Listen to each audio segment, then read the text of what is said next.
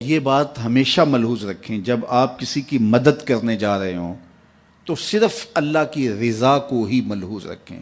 جب آپ کسی سے صلے کی توقع رکھیں کہ کل یہ میرے کام آئے گا،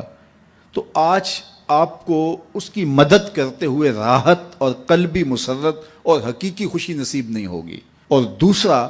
جب کل آپ کی توقع کے مطابق وہ پورا نہیں اترے گا تو پھر آپ کو اس سے تلخی بھی ہوگی،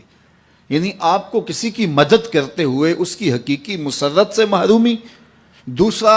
اس کے توقع پر نہ اترنے سے آپ کو اس کی تلخی بھی سہنا پڑے گی۔ لیکن اگر آپ اس کی مدد اس لیے کر رہے ہیں کہ میرے رب کا بندہ ہے، الخلق عیال اللہ، تو میں اللہ کے بندہ ہونے کے ناطے سے اس کی مدد کر رہا ہوں، اور پھر آپ کو اور سرور بڑھ جائے گا کہ میں اس کی مدد اس لیے کر رہا ہوں کہ یہ میرے حضور کا غلام ہے، بس یہی آپ کی ترجیح ہوگی، تو پھر آپ اس کی مدد کریں گے تو کوئی اس سے آپ کی مستقبل کے اندر توقع وابستہ نہیں ہوگی، تو آپ کو پھر اس کی مدد کرتے ہوئے اللہ تعالیٰ جل شانہ تسکین عطا کر دے گا۔ اچھا، نفس بڑا ظالم ہے، یہ شامل ہوتا ہے کہ آپ یہ کام کرنے جا رہے ہیں تو چلو تھوڑی سی تشہیر بھی ہو جائے۔ حضور علیہ السلام نے فرمایا، جس شخص نے کوئی کام دکھلاوے کے لیے کیا، اللہ اکبر، اللہ تعالیٰ جل شانہ اس کے معاملے لوگوں کو دکھا دیتا ہے۔ جو دکھلاوے کے لیے، ظاہریت کے لیے کام کرتا ہے، پھر اس کے عیوب ظاہر ہوتے ہیں اور لوگوں کے سامنے آتے ہیں۔ ہم کتنے لوگوں کو ایسا دیکھا ہے کہ پھر وہ لوگوں کی نظروں کے اندر رسوا ہو جاتے ہیں، ان کے ایسے امور لوگوں کے سامنے آتے ہیں۔ تو اس لیے مجھے بھی اور آپ کو بھی یہ چاہیے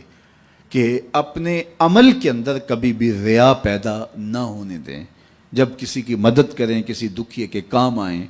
تو اللہ کی رضا ہمیشہ ملحوظ رکھیں، اور وہ کسی ذاتی تشہیر کے لیے اور ذاتی مقصد کے لیے نہیں، بلکہ رضا الہی کے لیے آپ کا وہ عمل ہوگا تو زندگی نور علی نور ہو جائے گی۔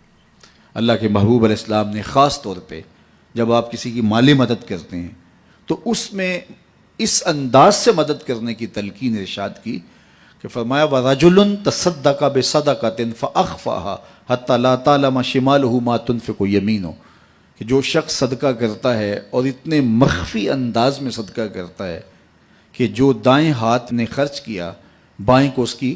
خبر نہیں ہو سکی، تو آقا کریم فرماتے ہیں کل قیامت کے دن جب کوئی سایہ نہیں ہوگا، اللہ اس شخص کو اپنے عرش کا ٹھنڈا سایہ عطا فرمائے گا۔ تو اپنی زندگی کے اندر اس بات کو شامل کیجئے کہ اللہ کی مخلوق کے کام آئیں، اور جب اللہ کی مخلوق کے کام آئیں گے تو یہ آپ کے باطن کی تسکین کا سبب ہوگا اور قرار جاں کا ذریعہ بنے گا، اور حضور کی خوشنودی آپ کو نصیب ہوگی۔ میرے والد گرامی رحمۃ اللہ تعالی علیہ فرمایا کرتے تھے کہ اگر تم یہ چاہتے ہو کہ تم سے رسول کریم پیار کریں تو تم حضور کی امت سے پیار کیا کرو۔ آپ کسی کے بچے کا منہ چومیں، اس کی گال سہلائیں، اس کے سر پہ شفقت سے ہاتھ رکھیں، اس کو 50 روپے 100 روپے خوشی سے دیں، تو آپ اس کو دے رہے ہوتے ہیں، اس کے باپ کے چہرے کو دیکھنا کہ تم تمہارا ہوتا ہے، اور وہ آپ کے اوپر فدا ہو جانے کو چاہ رہا ہوتا ہے کہ یہ میرے بیٹے کی گال سڑا رہا ہے۔ یار کوئی کسی کے بیٹے سے پیار کرے تو اس کی شفقتیں آپ پہ برس رہی ہوتی ہیں، تو جب رسول اللہ کی امت سے کوئی پیار کرے تو رسول کریم کی رحمتیں کتنی برس رہی ہوتی ہیں اس کے اوپر۔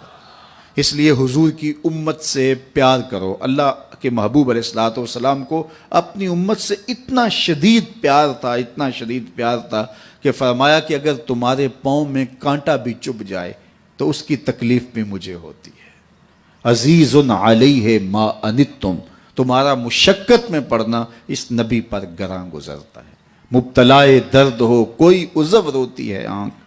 کس قدر ہم درد سارے جسم کی ہوتی ہے آنکھ۔ تو آئیے میں اور آپ اس بات کو اپنے اندر اتار لیں کہ ہم حضور علیہ السلام کی امت کے ساتھ اور اللہ کی مخلوق کے ساتھ رویوں کے اندر اتنی خوبصورتی رکھنی ہے کہ حضور علیہ السلام کی ہمیں رضا نصیب ہو جائے۔